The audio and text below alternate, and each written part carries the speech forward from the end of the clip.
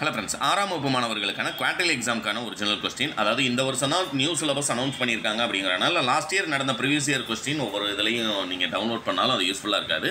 இந்த புது சிலபஸ் படி உங்களுக்கு ரெடி பண்ண ஒரு original new syllabus question paper 100% 15ஆம் தேதி நடக்க போகிற குவார்டர்லி எக்ஸாமுக்கு உங்களுக்கு ஹெல்ப்ஃபுல்லாக இருக்கும். சிஸ்டுக்கு ஃபஸ்ட்டு பார்த்தீங்கன்னா, உங்களுக்கு கொஸ்டின் பேட்டர்ன் படி பளவுள் தரிக, கொடித்தடத்தை நிரப்புக, பொறுத்துக, பிரித்தெழுது, சேர்த்தெழுது இது எல்லாமே பார்த்தீங்க அப்படின்னா முதல் 20ல் 1 கேட்டுறாங்க.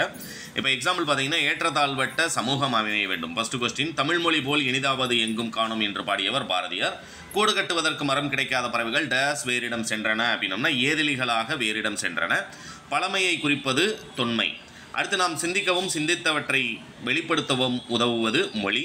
தமிழில் நமக்கு கிடைத்துள்ள மிக பழமையான இலக்கண நூல் தொல்காப்பியம். மொழியை கணினியில் பயன்படுத்த வேண்டுமெனில் அது எண்கள் அடிப்படையில் வடிவமைக்கப்பட வேண்டும். இந்தியாவின் பறவை மனிதர் சளிமொழி அப்படிங்கிறது புரியுங்களா? இது எல்லாமே உங்களுக்கு புக் பேக் தான் கேட்டிருக்காங்க, பார்க்கும்போதே உங்களுக்கு தெரியும். அடுத்தது, விளைவுக்கு, அறிவுக்கு, இளமைக்கு, புலவருக்கு புரியுங்களா? இதுவும் பார்த்தீங்க அப்படின்னோம்னா ஃபஸ்ட்டு நமக்கு இருக்கக்கூடிய இன்பத்தமிழ் பாடத்தில் இருக்கக்கூடியது. அதனால் புக் பேக்கில் இருக்கக்கூடியது எல்லாத்தையுமே நீங்கள் படிச்சிருந்தீங்க அப்படின்னம்னாலே இந்த 12 1 ஃபஸ்ட்டு கேட்டிருக்காங்களே அதை எழுதிடலாம்.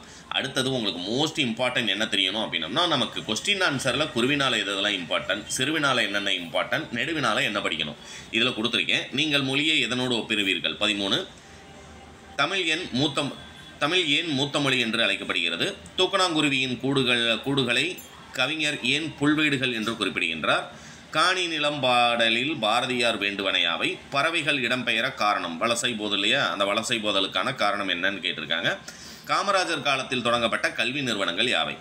அடுத்தது பார்த்தீங்க அப்படின்னா, இலக்கண பகுதியை பொறுத்த வரைக்கும் மொத்தமே இவ்வளோ தான் இருக்குது. இதுதான் கேட்டாகணும் எந்த டிஸ்ட்ரிக்டாக இருந்தாலும். தமிழ் இலக்கணம் எத்தனை ஏற்படும்? அவை யாவை?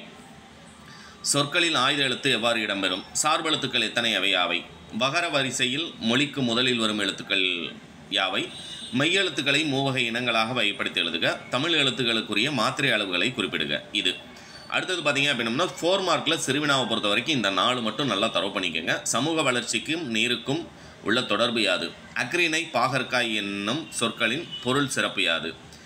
சிட்டுக்குருவிகளின் வாழ்க்கை பற்றி நீவிர் அறிந்தவதை எழுதுக. கல்வியை ஏன் போற்றி காக்க வேண்டும்? அடுத்தது பார்த்தீங்கன்னா, மனப்பாட பாடலில் தமிழுக்கு இது மட்டும் படித்தா போதுமா அப்படின்னா, ஆக்சுவலாக இன்பத்தமிழ் பாடல் நமக்கு மனப்பாட பாடல் ரொம்ப இம்பார்ட்டன்ட் அப்படிங்கிறனால அதுவே கொடுத்துருக்கோம். அடுத்தது பார்த்தீங்கன்னா, திருக்குறளில் ஈன்ற என தொடங்கும் குறளை எழுதுக. கட்டுரையில் விடுப்பு விண்ணப்பம் அல்லது கிழவனும் கடலும் புரியுங்களா? ஆக்சுவலாக விடுப்பு விண்ணப்பமும் படிச்சுக்கோங்க, கிழவனும் கடலும் படிச்சுக்கோங்க. ஏன்னா ஒரு சில டிஸ்ட்ரிக்டில் விரிவானம் தனியாகவும் உங்களுக்கு இந்த கடிதம் தனியாகவும் கேட்பாங்க. அப்படிங்கிறதுனால ரெண்டுமே படிச்சிருந்தீங்க அப்படின்னோம்னா 2 கேள்வி அட்டன் பண்ணிடலாம். அதனால தான் உங்களுக்கு அது மோஸ்ட் இம்பார்ட்டன்ட் இருக்கக்கூடிய மாடல் கொஸ்டின் பேப்பர்னு அதனால தான் நான் ஏற்கனவே சொல்லியே சொன்னேன். இதில் டவுன்லோட் லிங்க் டிஸ்கிரிப்ஷனில் இருக்குது, டவுன்லோட் பண்ணுங்கள். ஃபஸ்ட்டு கமெண்ட்லேயும் இருக்குது. அடுத்து உங்களுக்கு 6க்கு என்ன மாதிரி கொஸ்டின் தேவைங்கிறத கீழே கமெண்ட் பாக்ஸில் மறக்காமல் டைப் பண்ணுங்கள். தேங்க்யூ.